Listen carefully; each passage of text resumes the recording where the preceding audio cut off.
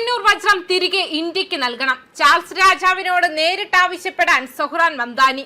British colonial ഭരണകാലത്ത് ഇന്ത്യയിൽ നിന്നും കൊണ്ടുപോയ പ്രശസ്തമായ കോഹിനൂർ വജ്രം തിരികെ നൽകാൻ ബ്രിട്ടനിലെ ചാൾസ് രാജാവിനോട് ആവശ്യപ്പെടുമെന്ന് ഇന്ത്യൻ വംശജനായ New York mayor Zohran Mamdani September 11-ന് 9/11 സ്മാരക സന്ദർശനത്തിനായി ന്യൂയോർക്കിലെത്തിയ രാജാവുമായുള്ള കൂടിക്കാഴ്ചയ്ക്ക് മുന്നോടിയായാണ് മേയറുടെ നിർണായക പ്രതികരണം വന്നത്.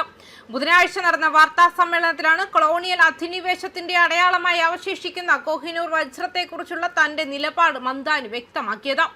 രാജാവുമായി വ്യക്തിപരമായി സംസാരിക്കാൻ അവസരം ലഭിച്ചാൽ കോഹിനൂർ വജ്രം ഇന്ത്യക്ക് തിരികെ നൽകാൻ ഞാൻ അദ്ദേഹത്തോട് ആവശ്യപ്പെടുമെന്നാണ് മംദാനി പറഞ്ഞത്. സെപ്റ്റംബർ 11 ആക്രമണത്തിന്റെ 25ാം വാർഷികത്തോടനുബന്ധിച്ച് വേൾഡ് ട്രേഡ് സെന്റർ സന്ദർശിക്കാനാണ് ചാൾസ് രാജാവും കാമില രാജ്ഞിയും ന്യൂയോർക്കിലെത്തിയത്. സ്മാരകം സന്ദർശിച്ചതിന് പിന്നാലെ ചാൾസ് രാജാവുമായി മംദാനി കൂടിക്കാഴ്ച നടത്തിയിരുന്നു.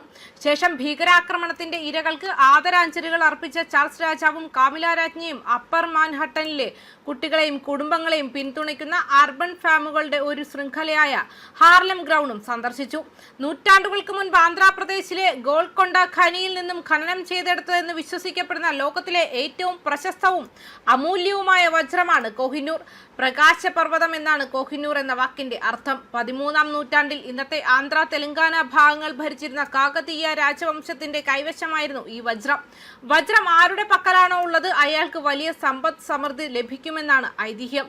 ഇത് ഒരു രാജ്യഭരണാധികാരിയുടെ പക്കലാണെങ്കിൽ ആ രാജ്യവും സമ്പുഷ്ടി കൈവരിക്കുമെന്നും വിശ്വസിച്ചു വരുന്നു. കാകതീയ രാജവംശത്തിൽ നിന്നും ഡൽഹി സുൽത്താൻമാർ ഈ വജ്രം കൈക്കലാക്കി.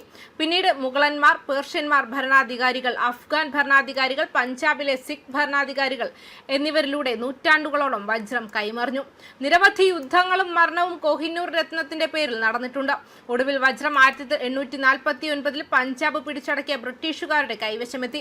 1852 ലണ്ടനിൽ വെച്ച് വീണ്ടും മുറിച്ചുമിനുക്കിയ ഈ വജ്രത്തിന് ഇപ്പോൾ 105.6 കാരറ്റ് ഭാരമുണ്ട്.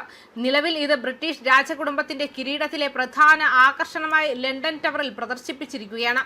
ദീർഘകാലമായി കോഹിനൂർ തർക്കം നിലനിൽക്കുകയാണ്. പ്രകാശത്തിന്റെ പർവ്വതം എന്നർത്ഥം വരുന്ന കോഹിനൂർ വജ്രം വളരെ കാലമായി ചരിത്രപരമായ ചർച്ചകളുടെ കേന്ദ്ര ബിന്ദുവാണ്.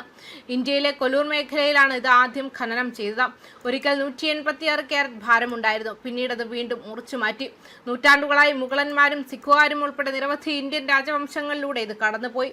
1849 രണ്ടാം ആംഗ്ലോ സിഖ് യുദ്ധത്തിന് ശേഷം അന്ന് വെറും 10 വയസ്സുള്ള യുവമഹാരാജ ദുലീപ് സിംഗ് ഒപ്പുവെച്ച ലാഹോർ ഉടമ്പടിയെ തുടർന്ന് ബ്രിട്ടീഷ് ഈസ്റ്റ് ഇന്ത്യ കമ്പനി വജ്രം കൈവശപ്പെടുത്തി.